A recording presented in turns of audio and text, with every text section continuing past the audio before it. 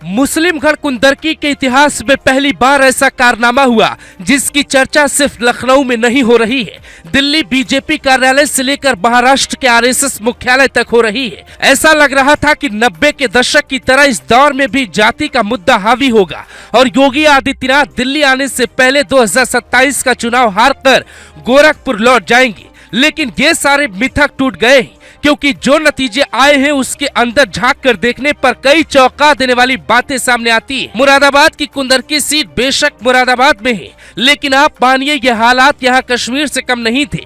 उस सीट का समीकरण आप ऐसे समझिए कि अब तक बीजेपी को हवा नहीं लगती थी, लेकिन योगी ने अपने दम पर वो सीट जीत कर दिखा दी। तो सवाल ये है कि योगी ने ऐसा किया क्या और मुसलमानों ने अखिलेश को धोखा क्यों दिया? योगी के कारण अखिलेश और राहुल के बीच तनातनी हो गई, मुसलमान आपस में बट गया। चुनाव से पहले ही सपा उम्मीदवार का दावा था कि कुछ गद्दार मुसलमानों ने साथ छोड़ दिया, जिसे सपा गद्दार बता रही थी, असल में उन्हें योगी पसंद थे। ये हाल सिर्फ कुंदरकी का नहीं, सीसामऊ में इरफान सोलंकी की पत्नी नसीम सोलंकी भी हाफ रही। वहां जिस हिसाब से बीजेपी ने वापसी की उससे साफ पता चलता है कि बटेंगे तो कटेंगे का नारा हर एक हिंदू को समझ आ रहा है। मुजफ्फरनगर की मीरापुर सीट पे योगी आदित्यनाथ का डंका ऐसे बजा है कि वहां के नतीजे देखकर अखिलेश यादव की रातों की नींद उड़ जाएगी। बीजेपी ने आरएलडी को वो सीट दी। जाटों और मुसलमानों को एक साथ लाने की जिम्मेदारी जयंत चौधरी पर थी और ये काम उन्होंने बखूबी कर दिखाया। दरअसल मुजफ्फरनगर की सीट मीरापुर है और मुजफ्फरनगर से ही यूपी की सियासत में हिंदू मुस्लिम की शुरुआत होती है।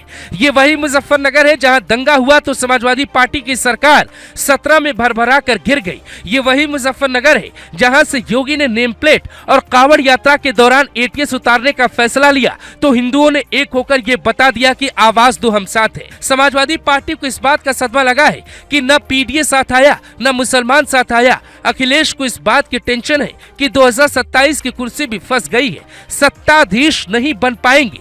ये योगी की जीत मानी जा रही है क्योंकि योगी ने साफ कहा कि मां सीता की कितनी बार परीक्षा होगी। मुरादाबाद की कुंदरकी सीट पे भाजपा को सिर्फ एक बार 1993 में जीत मिली है। 31 साल बाद बीजेपी जीत की तलाश में है। ये सीट सपा के दिग्गज नेता रहे शफीकुर रहमान बर्क की कर्मभूमि मानी जाती है। उनके पोते जिया उर रहमान बर्क यहाँ 2022 में 1,25,000 बड़े मार्जिन से चुनाव जीते। उनके सामने तब मोहम्मद रिजवान ने बसपा के टिकट से चुनाव लड़ा और हार गए। इस बार सपा ने उन्हें उतारा, लेकिन मुसलमानों ने रिजवान को नकार दिया। 60% मुस्लिम बहुल वोटर वाली इस सीट पे बीजेपी ने 2 बार चुनाव लड़ चुके रामवीर पर फिर से भरोसा जताया, लेकिन अब तक उनको हार मिली थी। इस बार उन्होंने मुस्लिम टोपी पहनी, शेखों का अंदाज दिखाया और आखिरकार मुस्लिम बहुल सीट पर बीजेपी का झंडा लहरा दिया। रामवीर की ये जीत आकाश सक्सेना की जीत से कम नहीं आंकी जाएगी, जिन्होंने रामपुर में आजम खान के किले को ढहा दिया था।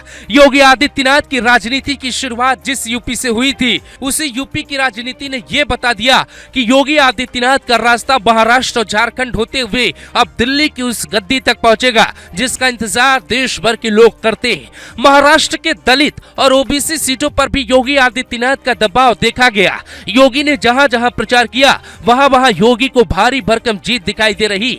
नतीजे साफ तौर पे कह रहे हैं कि हिंदुस्तान में अब 2 मसलों पे ही चुनाव हो रहा है। पहला है हिंदू और दूसरा है मुस्लिम। हिंदू मुसलमान के बीच नेताओं को अपने अपने हिसाब से जनता ने पसंद किया, लेकिन बीजेपी की कुंदरकी की जीत ऐतिहासिक इसलिए मानी जाएगी क्योंकि बीजेपी उन सीटों पे कम जीती जहां पे 50% से ज्यादा मुसलमान हो।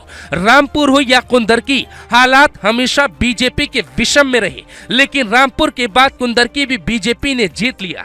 सीसामऊ में लड़ाई फंसी है, लेकिन ये राजनीति की नई शुरुआत है और इसकी पूरी जिम्मेदारी योगी आदित्यनाथ को दी जा रही है। कुछ महीने पहले योगी को हटाने वाले अब योगी को अपना नेता कहने लगे हैं। अब बीजेपी में योगी के साथ चलने के लिए हर कोई सिर हिलाने लगा है, लेकिन दिल्ली की जरा तस्वीर देखिए, यहाँ मोदी शाह भी समझ गए हैं। मोदी के बाद अब बीजेपी में दूसरा अगर किसी के पास मैजिक है तो उनका नाम है योगी आदित्यनाथ।